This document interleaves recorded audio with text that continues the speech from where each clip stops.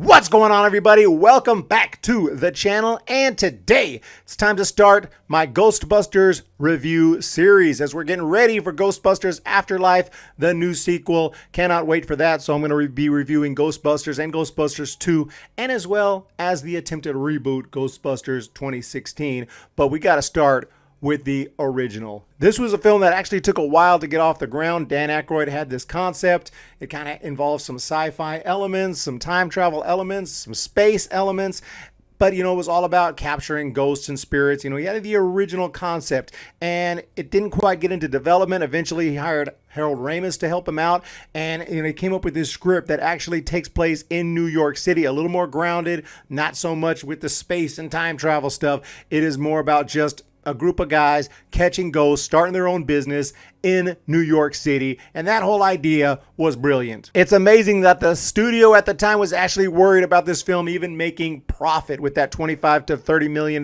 budget. The studio was very, very concerned about it, and they had no reason to be, as this film became a cultural phenomenon, making over $300 million all told. An absolutely incredible run for this movie. It is an all-time classic. It made just under $300 million at the box office, but all told, it had to make who knows how many millions of dollars, when you take into account the toys and just everything about this film. It was just an absolute hit if there ever was one. If you can't already tell, I am a huge fan of this movie. And what's most impressive to me is how they really incorporate the three genres with the sci-fi, with the comedy, and even some horror elements into one film. And it never really feels like the movie doesn't know what it wants to be. The movie knows exactly what it wants to be. It's a funny movie, relatively lighthearted, with some good horror elements that are very effective, and of course it's a sci-fi story. So many movies nowadays, you hear critics and reviewers talk about, this movie didn't know what it wanted to be. You don't feel that here. And part of that is the great casting.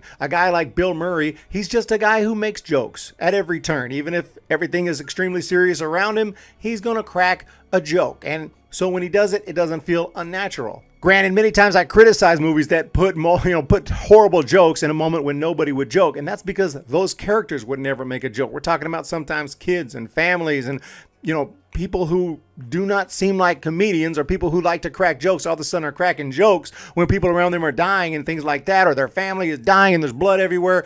Here, you can tell this whole thing is more lighthearted. Bill Murray, his character, Venkman, is a guy who's going to make jokes like that. And there aren't actually people dying that we see. So it's easier to make jokes when you haven't seen, death around them. It's just insane things are happening. Ghosts are everywhere. Spirits are everywhere. They're trying to take care of it. It's absolute madness. But because they're keeping that kind of family-friendly environment and keeping that comedic element, you don't have actual death and blood or anything like that going on. So the jokes just work. And it's not over the top. Don't get that wrong. It's not just constant humor. You can always feel that it's not, extremely serious, but at the same time, they allow the horror to be there. They allow the sci-fi elements to be there, and they allow the comedy to be there without it trampling over each other, if you will. It's all about execution, with these movies. Sometimes they can execute and it just works.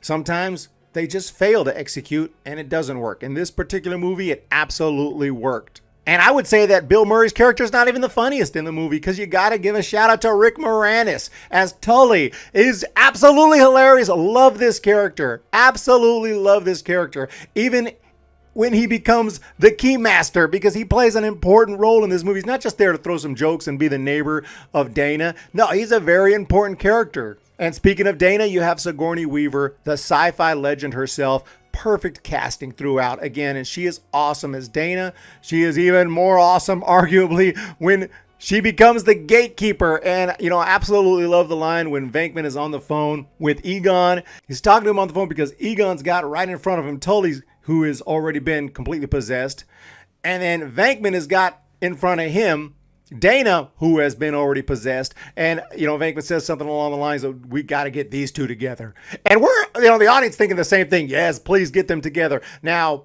being in character and making sense. Obviously, Egon is going to be like, yeah, that's going to be too dangerous, which is what he says. But for us, we know we want it and we get it. Later on, the movie makes that happen for us.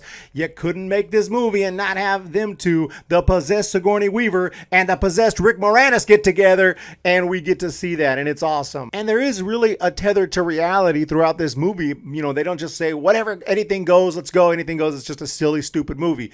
There is a lot of things that happen. You're like, yeah, that actually probably would happen. You can't watch this movie and be like, yeah, that Ghostbuster, they could never get away with something like that. Like the agencies, the environmental agencies would be all over them. Well, they were. You had Walter Peck, who's running some environmental agency, the government agency, and he is there trying to figure out what's going on. We need to inspect y'all. Now, this guy turns out to be an absolute asshole, and he's a great villain as far as the human villains go. Perfect, because we need someone to kind of hate. Yeah, there's all these spirits and who we know are kind of the villains, and they're horrifying and they're scary and they're awesome, but we don't hate them or anything because they're ghosts and they're spirits, But this guy, yeah, we don't like this mother effer, and it makes us root for the Ghostbusters that much harder. But right from the beginning, the movie just flows perfectly, from this group of guys who are just, they're interested in, hunting ghosts and whatnot. So they end up at the library. That's where we see Slimer. We had to have a Slimer scene. That was absolutely awesome. Of course, this is the movie that made Slimer famous. So, absolutely awesome character there with Slimer. And speaking of that library scene, just the opening, just thrilling.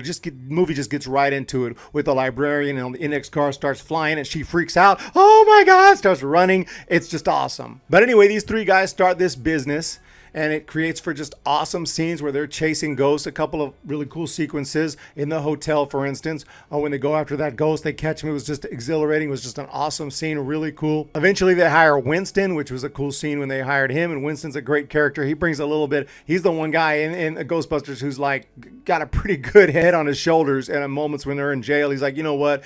So y'all, this is what you're going to explain? This is y'all excuse of what? Okay, I need to get my own lawyer, y'all.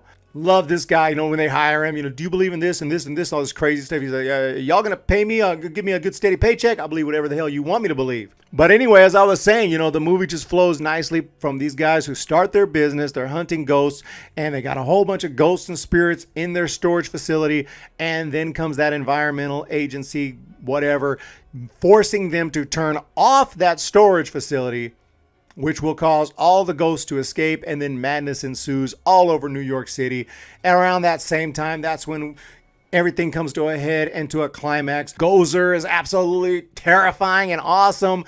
That was amazing. Great scene right there where they're trying to take her out, and they think they've succeeded. Absolutely not. We knew that was not near the end. And that's when, she makes this proclamation where, hey, you guys are going to decide who the destructor is going to be based on your thoughts. Whoever you think of, that's who it's going to be. And of course, Dan Aykroyd's character, Ray, the one guy who screwed up, everyone was like, I wasn't thinking of anything. I kept my mind blank. Oh, I couldn't help it.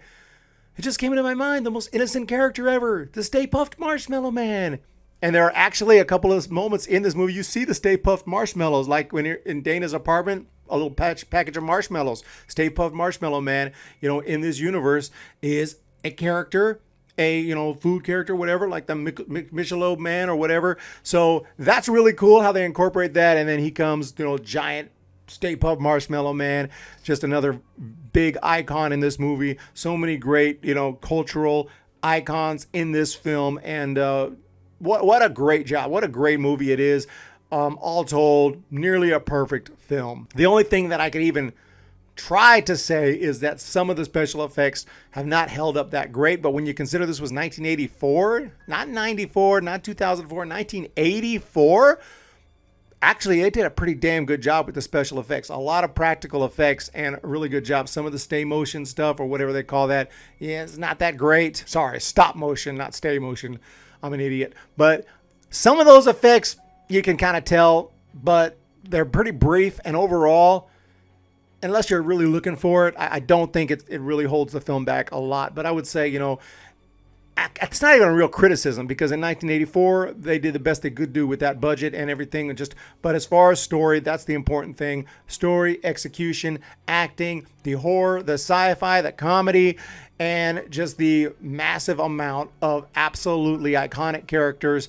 This film did, as well as almost any I can think of. This is just a classic and fantastic. 100%. You already can tell. Ghostbusters is a masterpiece. Let me know what you guys think of Ghostbusters down in the comments section. There's so many great things about this film. There's no way I could get to it all without making this review an hour long. So just wanted to put my thoughts out there on this first film. Can't wait to talk about Ghostbusters 2. That holds a very special place in my heart as well. And I'll tell you why in the next video. So I'll see you then. Let me know what you guys think of Ghostbusters. Are you looking forward to Ghostbusters Afterlife? I know I am. We'll talk to y'all next time.